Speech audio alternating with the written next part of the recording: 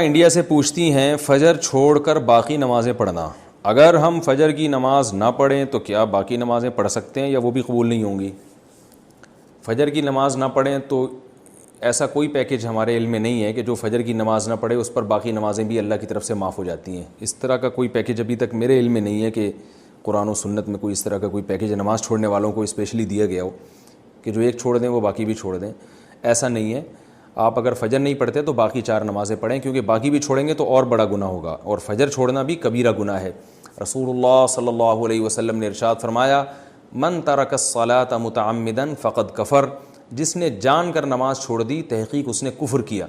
تو یہ خوب سمجھ لینا چاہیے کہ اسلام لانے کے بعد نماز جان بوجھ کر قضا کر دینا، اس سے بڑا کوئی جرم اسلام میں ہے نہیں. یہ تو تصور نہیں تھا پہلے زمانے میں کہ کوئی مسلمان ہو اور جان کر نماز قضا کر دے، تو اسلام کی علامت ہے. اس لیے اس کبیرہ گناہ سے فوراً توبہ کریں، اور اگر اللہ نہ کرے کبھی فجر چھوٹ جاتی ہے تو فوراً سے جتنا جلدی ہو سکے توبہ بھی کریں اور قضا بھی کریں، اور باقی نمازیں وہ بھی پڑھتی رہیں. فجر کی قضا ظہر سے پہلے پڑھیں یا بعد میں؟ اگر فجر کی نماز قضا ہو جائے تو کیا ظہر کی نماز سے پہلے فجر کی قضا پڑھیں یا ظہر کی نماز کے بعد قضا پڑھیں؟ محمد مرسلین انڈیا سے. پہلے پڑھیں.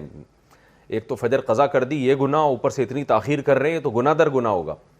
حدیث میں آتا ہے من نام عن صلاۃ او نسیھا فلیصلیھا اذا ذکرھا فإن ذلک وقتھا. صحیح حدیث ہے. آپ صلی اللہ علیہ وسلم نے فرمایا کسی کی آنکھ نہ کھلے نماز میں یا بھول جائے تو جیسے ہی یاد آئے یا جیسے ہی جاگ آئے فوراً نماز پڑھے وہ، اور یہی پھر اس کا وقت ہوگا. تو اس میں تاخیر کرنا ٹھیک عمل نہیں ہے.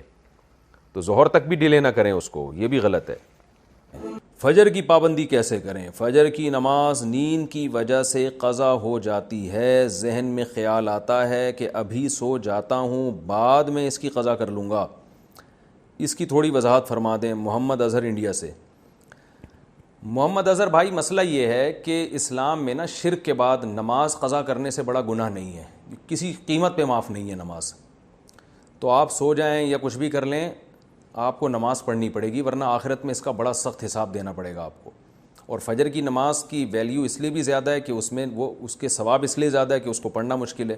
تو 2 کام میں آپ کو بتاتا ہوں، وہ اگر کر لیں تو انشاءاللہ آپ سے پابندی ہو جائے گی. نمبر 1، صبح اٹھنے کے لیے آپ ایک الارم والی گھڑی لیں جس کے الارم کی آواز بہت تیز ہو، اور وہ آپ جہاں سوتے ہیں نا اس جگہ سے دور رکھیں، کہیں دور الماری پہ رکھیں، تاکہ جب وہ بجے تو اتنی زور سے بجے کہ آپ کے 14 طبق روشن ہو جائیں اور محلے والے آپ کو بولیں کہ بھائی جا کے اس کو بند کرو. اور دوسری بات یہ ہوگا، دور رکھنے کا فائدہ یہ ہوگا کہ آپ فوراً وہیں سوتے سوتے ہاتھ مار کے بند نہیں کریں گے، بلکہ آپ کو اٹھ کے چل کے جانا پڑے گا اسے بند کرنے کے لیے. تو اتنی تیز آواز ہو کہ آپ دوڑتے ہوئے جائیں اٹھ کے، تو اس سے انشاءاللہ آپ کی آدھی نیند بھی غائب ہو جائے گی اور جو سستی تھی وہ بھی کم ہو جائے گی، اور آپ انشاءاللہ اٹھ بھی جائیں گے. دوسرا کام آپ نے یہ کرنا ہے کہ جس دن فجر کی نماز قضا ہو جائے اس دن آپ نے فجر صبح کا ناشتہ نہیں کرنا ہے. اگر آپ ناشتے کے عادی ہیں تو اس دن کا ناشتہ آپ گول کر دیں سزا کے طور پر. تو یہ بھی ہے. اور اگر آپ ویسے ہی ناشتے کے عادی ہیں، ناشتہ کرنے کا آپ کا معمول نہیں ہے، تو پھر آپ اس دن لنچ غائب کر دیں، بولے آج کھانا نہیں کھاؤں گا میں. تو کچھ سزا دیں اپنے آپ کو، تو اس سے انشاءاللہ آہستہ آہستہ اس بری عادت سے آپ کی جان چھوٹ جائے. قضا نمازیں کس طرح پڑھیں؟ قضا نمازیں کس طرح پڑھنی چاہیے؟ کیا ان کی 5 نمازیں اکٹھے ایک وقت میں پڑھ سکتے ہیں؟ وحید اللہ خان کوہاٹ سے. جی ہاں، ایک وقت میں ایک دن میں آپ پڑھ سکتے ہیں، ایک ٹائم پہ بھی پڑھ سکتے ہیں. 5 نہیں بلکہ وطر کی قضا بھی واجب ہے، تو وطر ملا کے 6 ہو جائیں گی، تو وہ قضا اکٹھی بھی پڑھ سکتے ہیں. اور نیت یہ کرنی ہے کہ میرے ذمے، جیسے فجر آپ پڑھ رہے ہیں تو نیت یہ کریں میرے ذمے فجر کی جتنی نمازیں لازم ہیں ان میں سے میں سب سے پہلی نماز پڑھ رہا ہوں. تو دوبارہ جب فجر پڑھیں گے تو بھی یہ نیت کریں گے کہ میرے ذمے فجر کی جتنی نمازیں ان میں سب سے پہلی، اس لیے کہ وہ جو پڑھ چکے ہیں وہ تو ذمے میں رہی نہیں ہے نا، تو اب جو ذمے میں رہ جائیں گی ان میں سب سے پہلی. تو اسی طرح پڑھتے چلے جائیں، وطر بھی اور ظہر بھی اور عصر بھی، اور اس میں سنت نہیں پڑھی جائے گی. سنتوں کی جگہ قضا نمازیں پڑھ سکتے ہیں.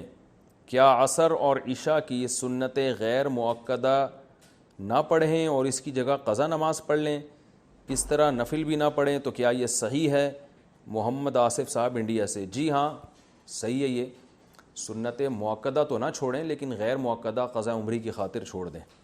کیا صرف فرض نماز پڑھنا ٹھیک ہے؟ اگر کوئی شخص سنت مؤکدہ اور غیر مؤکدہ اور نوافل چھوڑ کر صرف فرض اور واجب ہی ادا کرتا ہے تو کیا اسے گناہ ہوگا اور آخرت میں حساب ہوگا یا نہیں؟ نیز کیا اس کی قضا کرنی ہوگی؟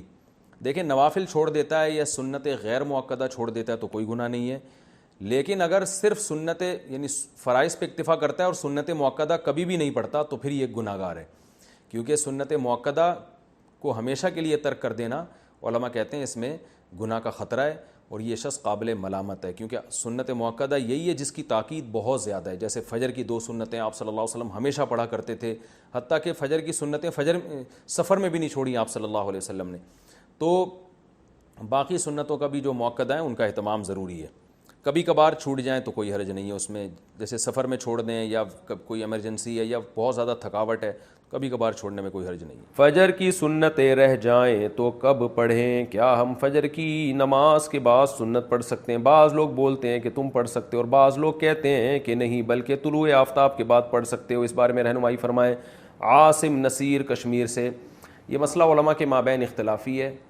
امام احمد بن حنبل، امام شافعی کے نزدیک جائز ہے کہ فجر کی فرض نماز کے فوراً بعد آپ سنتیں پڑھ لیں، لیکن امام حنیفہ رحمہ اللہ تعالیٰ کے نزدیک فوراً بعد نہیں بلکہ اشراق کے وقت آپ پڑھیں، اور یہ عبداللہ بن عمر سے ثابت بھی ہے عملاً کہ، اور یہ جو حدیث میں آتا ہے کہ نماز کے بعد سنتیں پڑھی جائیں، تو احناف کے ہاں اس کا مطلب یہی ہے کہ نماز کے بعد اس وقت جب مکروہ وقت گزر جائے، اور وہ اشراق کے وقت گزر چکا ہوتا ہے، کیونکہ فجر کی نماز کے بعد نوافل نہیں ہے، تو اس لیے، اور صحابہ سے بھی منقول ہے، تو کسی وقت میں انشاءاللہ پورے ریفرنس کے ساتھ اس پہ دلائل ریکارڈ کروا دوں گا۔ ابھی تو صرف سائل نے جتنی بات پوچھی ہے تو صرف ٹو دا پوائنٹ اسی بات کا جواب دے رہا ہوں کہ فقہ حنفی میں یہی ہے کہ آپ اشراق کے وقت پڑھیں، فوراً بعد نہ پڑھیں۔ باقی اگر کوئی فجر کے فوراً بعد پڑھ رہا ہے، وہ فقہ حنفی کو فالو نہیں کرتا تو اس کو پڑھنے دیں، اس میں پھڈے بازی والی بات نہیں ہے۔ آپ اس پر عمل کریں کہ ایک مسلک کو فالو کرنا چاہیے، دوسرے پہ طعن و تشنیع نہیں کرنی چاہیے۔ یہ اسلاف کا طریقہ تھا، اور یہی طریقہ اس امت میں ایک ایسا طریقہ ہے جس سے امت اختلاف سے بچ سکتی ہے۔ اپنے دلائل دوسرے پر تھوپنا اور یہ کہنا کہ میں صحیح ہوں تم غلط ہو، اس سے امت میں اتحاد پیدا نہیں ہوگا۔ اتحاد اسی سے ہوگا کہ آپ ایک مسلک پہ اگر عمل کر رہے ہیں تو آپ اس پر عمل کریں، دوسرے کو آپ برا بھلا نہ کہیں۔ تو حنفیہ کا اس بارے میں 2 ٹوک اور واضح موقف ہے، اور یہ آثار صحابہ سے بھی ثابت ہے کہ فجر کی آپ کی 2 سنت اگر چھوٹ جائیں تو فوراً بعد نہ پڑھی جائیں بلکہ اشراق کے وقت میں پڑھی جائیں، اور یہ اشراق کے وقت میں پڑھنا افضل ہے، کوئی لازم نہیں ہے، بہتر ہے کہ اس کو پڑھ لیا جائے۔